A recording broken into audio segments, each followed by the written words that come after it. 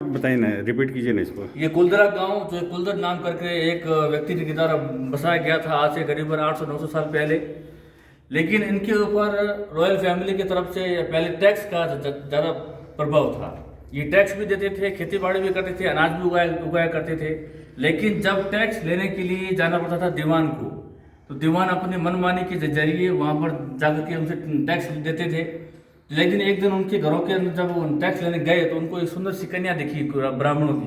तब उनको लगा कि ये सुंदर सी कन्या है, क्योंकि ऑलरेडी वो अयासी था, उसने शादी करने का प्रस्ताव रखा। लेकिन वो सलीम सिंह जी ने जब प्रस्ताव रखा तो जब मालूम तो ब्राह्मणों को, तो उन्होंने अपनी बेटी से शादी करने के लिए मना कर दिया कि हम ऐसी, हमारी बेटी, हम महेश्वरी, हम ब्राह्मण, आप एक राजपूत हो, महेश्वरी हो, हमारा काम ऐसा नहीं है कि अपनी शादी बेटी को देने। लेकिन उन्होंने जो जबरदस्ती की, इसके ऊपर आरोप लगाए, इनके ऊपर कई प्रकार के टैक्स लगाए। तो हार करके ब्राह्मणों ने सोचा कि ऐसा क्या किया जाए जिससे मिले छुटकारा। जब एक दिन मंदिर की प्राण प्रतिष्ठा हो रही थी किसी गांव में, सारे ब्राह्मण महासभा हो रही थी, उस महासभा के अंदर जब बात ही रखी गई तो उन्होंने एक ही कहा कि जैसलमेर खाली कर दो, वरना ये हमारा पूरी जिंदगी हमके ऊपर टैक्स भी लगाएगा, हमारी बहन बेटियों के ऊपर ये नुकसान पहुंचाएगा। तब उन्होंने एक रात में खाली करने का निर्णय लिया, और तब कहते तुलसी गांव खाली हो गया था। तब उन्होंने जाते हुए एक लाइन छोड़ी थी कि सलीम तेरी साहिबी में भुजक भूखा जाए, गो के सूखे धोती और मोल बायरा खाए। तो मतलब ये है कि सलीम तेरी साहिबी में, सलीम तेरे रहते हुए ब्राह्मण यहाँ से भूखे जा रहे हैं। गो के सूखे धोतिया मतलब अब तो महलों में केवल कपड़े ही सूखेंगे, हवाएं आएंगी। गो के सूखे धोतिया और मोल बायरा खाए। तो आज वो सलीम सिंह की हवेली अंदर से पूरी टूट चुकी है, यूं ही सुनसान है, उसका कोई वंश नहीं है, ना उसका कोई परिवार है। बिल्कुल, उसने जो बात बोली वो सत्य निकली। तो वो है श्राप दिया था। अभी यहाँ पे भूत है। अभी यहाँ भूत नहीं है, लेकिन एक माहौल जैसा, संतरी जैसा माहौल। अब जहाँ इंसान नहीं है तो वहाँ भूत का बसेरा होता है ना। कोई भूत नहीं है। ये समझो है, आप समझो ना। मैं तो वही तो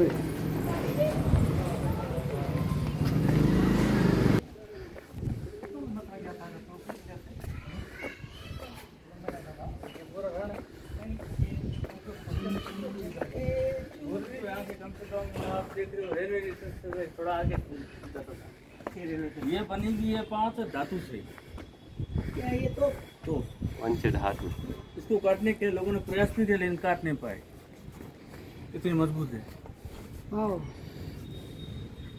काटने का और ये सारे जैसे मेरे कोई बड़ा मार्केट नहीं है, घरों के अंदर है। ये छोटा जैसलमेर है, ये 1 किलोमीटर फैला हुआ शहर है। यहाँ के 80% लोग बाहर के हैं, ज़्यादा करके 20% लोग यहाँ के हैं। ये लास्ट घड़ी से झील है जहाँ 1980 से पहले जैसलमेर के लोग इसी का पानी पिया करते थे, यही उनकी होती है आजीविका थी। और लोग जो है घरों में जो सिलावटा कारीगर थे मुस्लिम, उन लोगों का काम था ये अपने बनाना, गोखड़े बनाना। तो ये सलीम सिंह की हवेली वो है।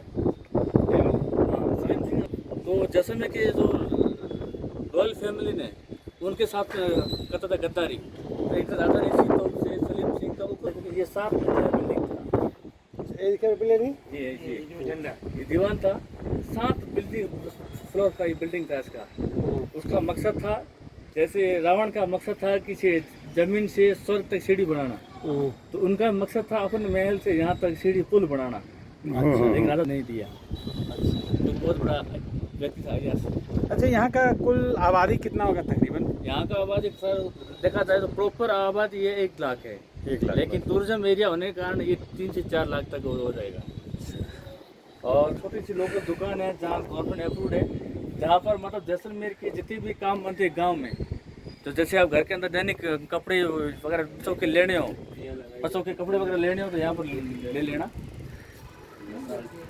बंद कर दिए ना, सील कर दिए। जैसे मसाला डाला जाता था गोले और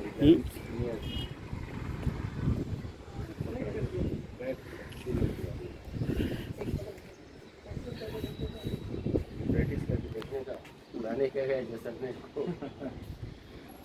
बारूद तो इधर से भरा जाता,